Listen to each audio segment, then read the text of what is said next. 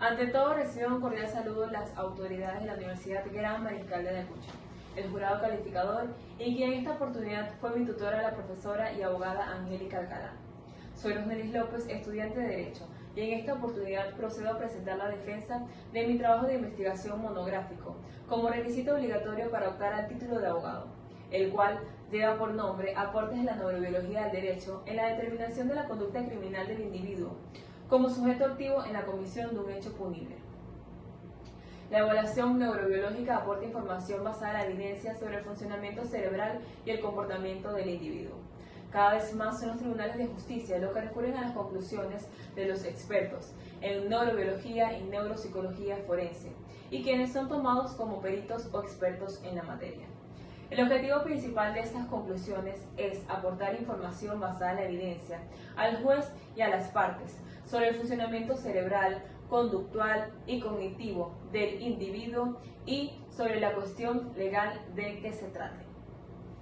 En cuanto al trabajo de investigación, el método de investigación consistía en una revisión sistemática de la literatura científica. El diseño del trabajo fue un trabajo estrictamente documental. La técnica de recolección de datos consistió en un análisis documental crítico y de reflexión personal de los documentos estudiados. Sabemos que el cerebro es uno de los órganos más complejos de nuestro organismo y que éste está conformado por más de 10.000 millones de neuronas que, unidas entre sí, forman una red de circuitos neuronales encargados de generar nuestra conciencia, nuestros pensamientos y nuestras emociones. Bush y Larsen definen a la personalidad como aquellas interpretaciones adaptadas al ser humano en cuanto a sus rasgos psicológicos, mientras que por otra parte la autora Ostrowski define el trastorno de personalidad como aquellos esquemas de comportamiento adaptados al ambiente. Entonces se entiende que la neurobiología ha dedicado grandes esfuerzos a verificar el comportamiento del individuo y su relación con el funcionamiento del cerebro. Es por ello que ésta se encarga de demostrar cómo las disfunciones cerebrales se encuentran ligadas al control de las emociones, generando en el individuo ya sean reacciones violentas o agresivas, y además cómo la reducción de la masa cerebral prefrontal se encuentra ligada al desorden de personalidad antisocial. El capítulo 1 hace referencia a las generalidades de la neurobiología. El sistema nervioso está compuesto por células especializadas que se encargan de generar estímulos sensoriales, que se encargan de mandar la información a los órganos aferentes para así poder lograr armoniosamente el bienestar del individuo. El sistema nervioso se encuentra conformado por el sistema nervioso central y el sistema nervioso periférico, siendo el sistema nervioso central aquel que se encarga de coordinar las actividades del cuerpo, y siendo el sistema nervioso periférico aquel que se encarga de enviar la información al sistema nervioso central y desde este.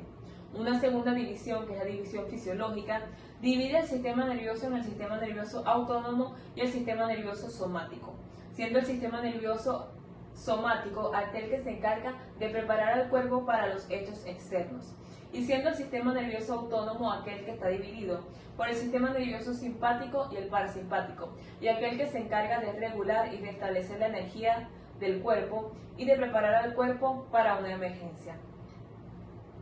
Por otra parte, se entiende como neurobiología aquella ciencia de la biología que se encarga de estudiar la relación que existe entre el funcionamiento del cerebro, del sistema nervioso y el comportamiento del individuo.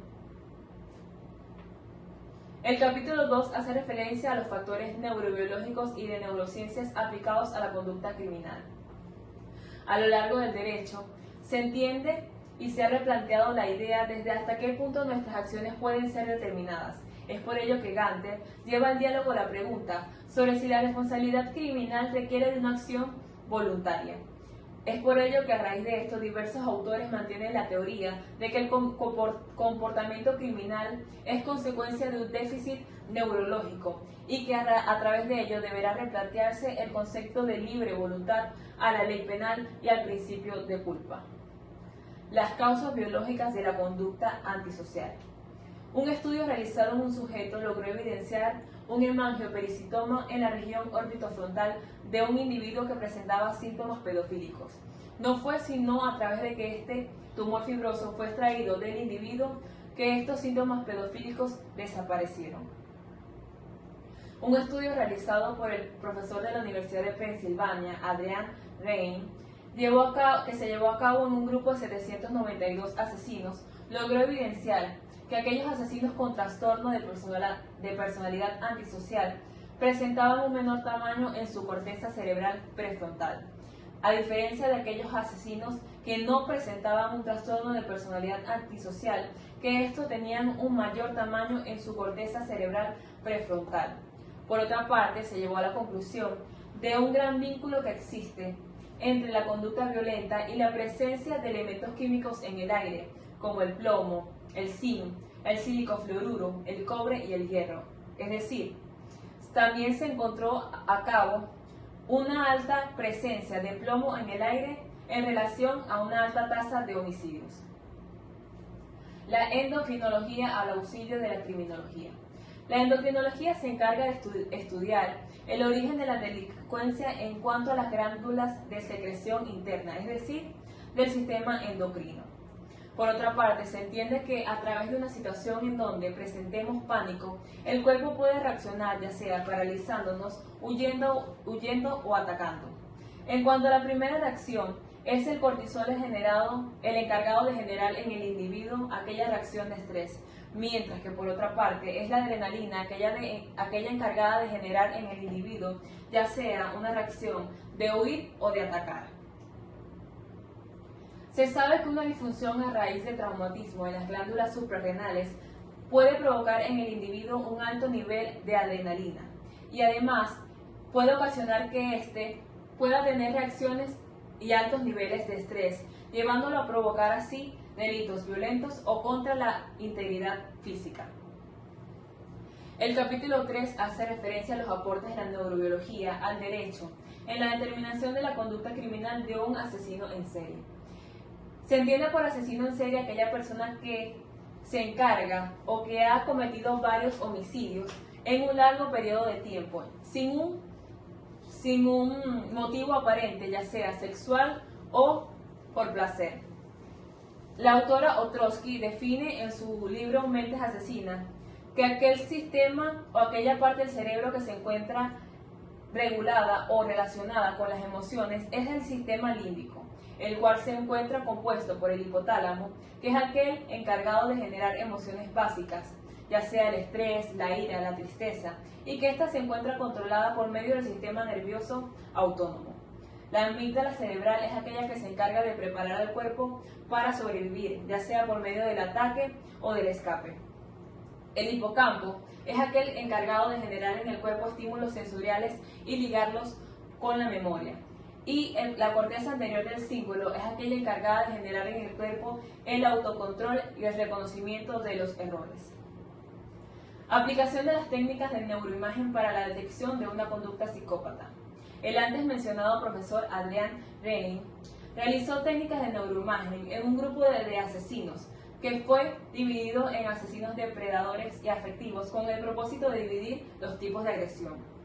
Este denominó a aquellos asesinos depredadores como aquellos que realizan sus crímenes por medio de un plan detallado, careciendo de emociones afectivas, y denominó a los asesinos afectivos como aquellos que realizan sus crímenes bajo una emoción intensa, es decir, de forma improvisada.